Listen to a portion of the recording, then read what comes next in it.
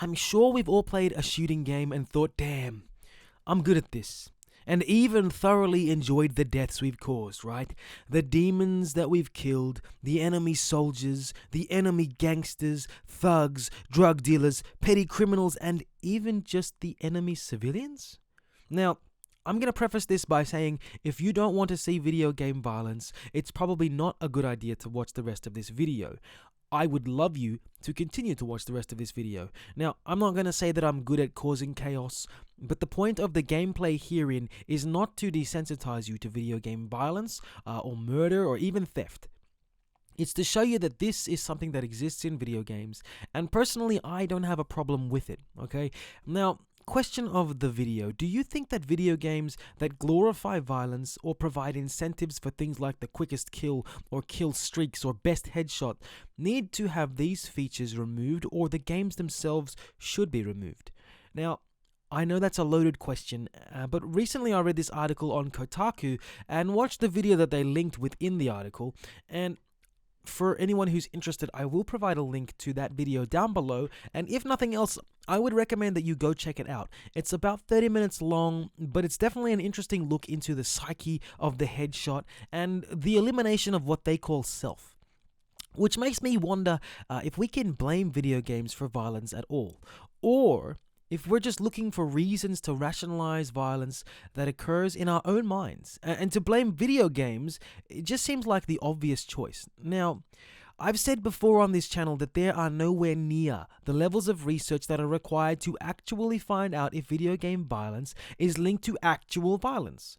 I know you've probably heard the phrase, life imitating art. But if that were the case, in this sense, there would be a lot more of the instances of gun violence than we currently have. And in truth, it wouldn't just be gun violence. Why is no one acting out with knives, bats, cars, or anything else for that matter that's used in video games? And look, I know for the record, just so you're all aware, that people have attacked large groups of people with cars. But if life truly imitated art and video games were really the reason that things like this happened, then theoretically, shouldn't we be seeing a lot more of these types of events? Now, the idea that since video games, violence has increased is obvious, but that could also be used to say that since the internet, violence was increased, or since the iPhone, violence has increased, and so on and so forth, and so on and so forth, and you get the idea. Each of these items have been around or introduced when violence was beginning to increase in the real world, yet we only ever seem to want to blame video games. Why is that? And why is it always the little Call of Duty gamer who gets the blame, basically, for these mass shootings, instead of just someone who has what would probably be considered a damaged psyche, or someone who has a grudge against a certain group of people? I don't feel like video games increase that feeling of hatred, right? Sure, they do make killing fake people in fake worlds simple, because, there's no consequences. But actually, there's actually usually rewards in video games. For instance, if you get kill streaks in Call of Duty, reward. If you get 5 stars on you in GTA but can get away at the end of a mission, reward. If you kill enough people in an action-adventure game and make it to the end, the obvious reward is that you finish the game, right? Those are the rewards. So there's definitely always rewards for killing in these made-up worlds. But the truth is, if you're playing these kinds of games, you're not more likely to go out and shoot someone in the head because you've seen it or you've reenacted it. Because if that were the case, why don't we attack movies? And why haven't we attacked movies ever since violence was introduced in them? Perhaps we should blame movies for at least the Vietnam War, right? Shouldn't we be blaming it for that? If the side of violence is the blame, and we generally root for the good guy to kill the bad guy, why don't we blame movies the same way the world turns on video games in an instant? Why don't we blame the terrorist rampages of these gunmen on people like John McClane or Martin Riggs or the T-Model 101? Why are they never blamed when someone goes out and conducts a terror attack or a mass shooting or anything like that? Is it just because we don't feel the same connection because we don't control those characters? But then how does that actually explain away the fact that they still do what we want them to do, okay? They still kill the bad guy at the end of the movie. And don't lie to yourself when you're watching this or listening. The whole time you were watching Die Hard or the Terminator movies or anything like that, the whole time you were watching those, you wanted the bad guy to die. You wanted it, and don't even pretend like you didn't. There's so many people out there who I guarantee you were like, you're going to get yours at the end of this 110%. Now, does that mean that we need to remove violence from movies, video games, and television altogether? But then the question that I would pose there is, does that mean that sports in which violence is obviously the main event should be banned as well? Sports like MMA fighting and boxing, where the purpose of the event is either to ensure that your opponent can't get up or is unconscious. Do we need to cancel these sports as well forever? Or should we just get rid of all the violence? Why don't we blame these things with the same vigor it takes to blame video games? I mean, look, just because we get to control the character means pretty much the same thing if the person or team we're cheering for wins, doesn't it? And how many times have people seen their team come to victory and said out loud and proud, my team won, when they have their professional team beat the other side, right? We put ourselves in their position when that happens. And when these people do their best, but all of a sudden, when it comes to video games, they're the enemy.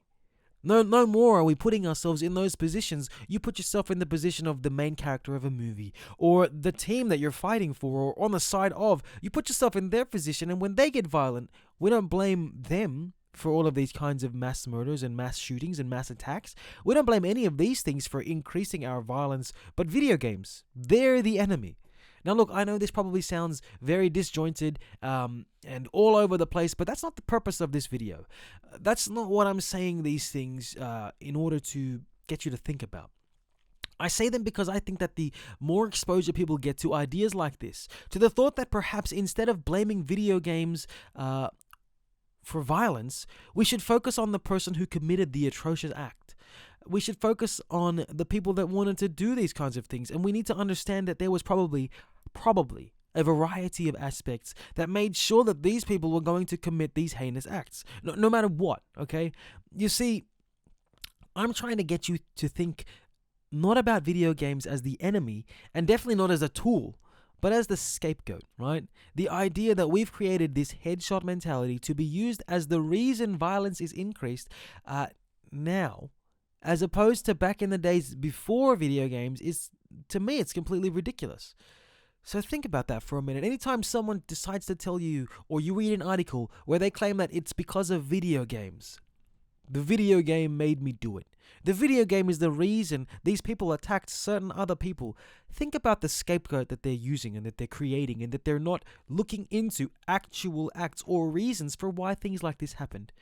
Now look, that's all from me, guys. I know I've made several videos that are similar to this one this week, but honestly, I think that since these mass shootings and since the president himself has come out to say that video games are pretty much a reason or a factor involved in these things, I think this topic is something that we really, really need to think about. And we really need to get out there, and people need to start discussing it and talking about it. And let's make it a normal thing to actually talk about video game violence.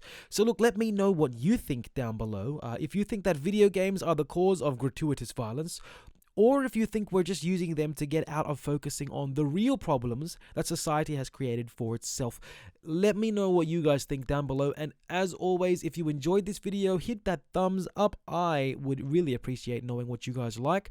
Let me know if you enjoyed as well by subscribing. That's definitely one way to tell me that you enjoyed the video. But as always, guys, stay loving, stay peaceful, and until next time, I will see you in the next video. Bye.